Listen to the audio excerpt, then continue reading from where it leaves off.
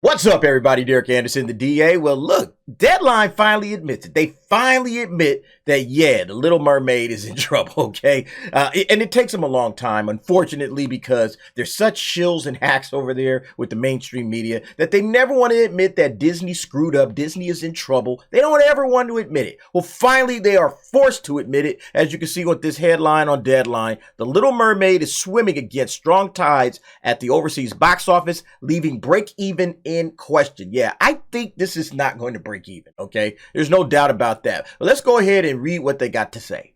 In a rare situation for a Disney tentpole, particularly a live-action title based on a treasured animated classic musical, The Little Mermaid looks to bank more at the domestic box office ultimately than overseas, with 300 million to 350 million US to 260 million abroad. Yeah, I discussed that on the last video. I'll link that above if you didn't see that. Yeah, they're actually clocking way more right now in the domestic market than they are overseas. Take a look. So here we are. They're up to 209 million worldwide. 62% of that is coming from the domestic market. That's usually the reverse, okay? It's usually the reverse when you're talking about these Disney remakes. They usually do amazing numbers overseas, all right? But I think the overseas people wasn't feeling this one whatsoever, okay? We talked about that on that last video as well. They aren't feeling this. They wasn't looking forward to this. China came out, of all people, China came out and said, hey, Disney, knock it off with these rehashes, okay? These soulless remakes that nobody's asking for, all right? And then you do the race swapperoo, all right? Nobody's asking for that, okay? Everything that they've done with The Little Mermaid is belying all of the Disney animated magic from years past. And because they've done that, this is going to be the result. So let's continue with the Deadline article. At that level, per finance sources, off of a reported $250 million production budget and a $140 million global spend, The Little Mermaid could very well break even. However, anything in the low $400 million threshold, and this fish is apt to be sinking to a loss of around $20 million. So we have some numbers here. 250 production plus 150 million in the marketing. All right. So you're looking at basically $700 million. Okay. They're going to have to get somewhere in that neighborhood in order to break even. All right. And they say, yeah, $400 global threshold. That ain't going to get it done. Okay. They're going to lose money. I think they're going to lose a lot more than $20 million, however. All right. And again, this goes back to just the strange things that Disney is doing with this. You spend $250 million.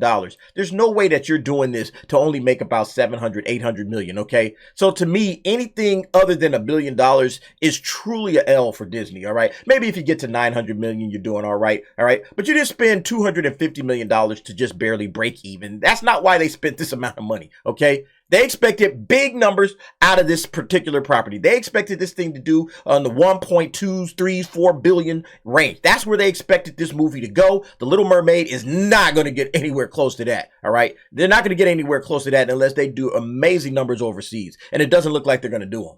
It's saying it's not a huge disappointment, but a disappointment nonetheless. One film insider told Deadline, given the blockbuster streak often associated with Disney, the studio's summer slate remains in a precarious position after it boldly world premiered two major titles at Cannes to lackluster reviews. We've seen both of these, okay? Indiana Jones and the Dial of Destiny currently sitting at 49% on Rotten Tomatoes, and Pixar's Elemental right now at 58% rotten, only $40 million projected opening. Yeah, and this is going to be coming out in a couple of weeks, and you know, we discussed this one as well. I'll link that video above if you didn't see that. But yeah, I don't understand why they made this joint. This thing cost $200 million to make. Makes absolutely no sense. And here's some competition coming up for it this week. Spider-Man Across the Spider-Verse looks to snare a $150 million plus worldwide opening after a 5-year crawl to the screen. Look, this joint is $100 million budgeted sequel to the Oscar-winning 2018 animated film, Spider-Man Into the Spider-Verse, okay? So they're thinking $150 million global opening. That gets right into the way, okay, of The Little Mermaid. This thing is absolutely going to be competition, even though they think it won't be competition. Check this. You're saying, given the fanboy-laden nature of the franchise, it's not expected to damage the momentum of Disney's The Little Mermaid in weekend 2, which is expected to be around $40 million, a 58% drop. Yeah, if it gets to this 58% drop, I'm telling you, it's lucky, right? It's super lucky to get to this 58%.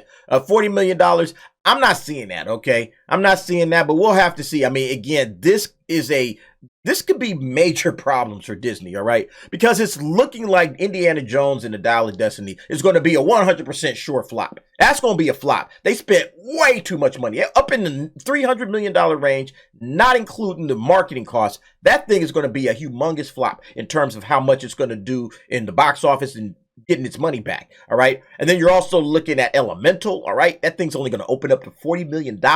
And if this thing flops, the Little Mermaid flops on top of it, all right, you're talking about 3 box office flops.